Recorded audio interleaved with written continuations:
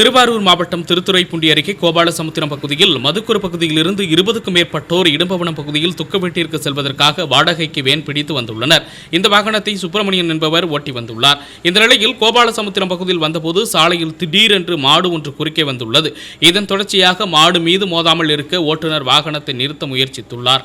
இதில் கட்டுப்பாட்டை இழந்து மாடு மீது வேன் மோதி சாலையில் வாகனம் கவிழ்ந்தது. இதனைத் தொடர்ந்து அக்கம்பக்கத்தினர் அனைவரையும் மீட்டு திருத்துறைப்பூண்டி அரசு மருத்துவமனைக்கு சிகிச்சைக்காக அனுப்பி வைக்கப்பட்டனர்.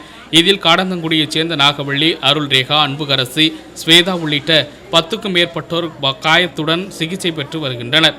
இந்த விபத்து குறித்து முத்துப்பேட்டை போலீசார் வழக்கு பதிவு செய்து விசாரணை மேற்கொண்டு வருகின்றனர்.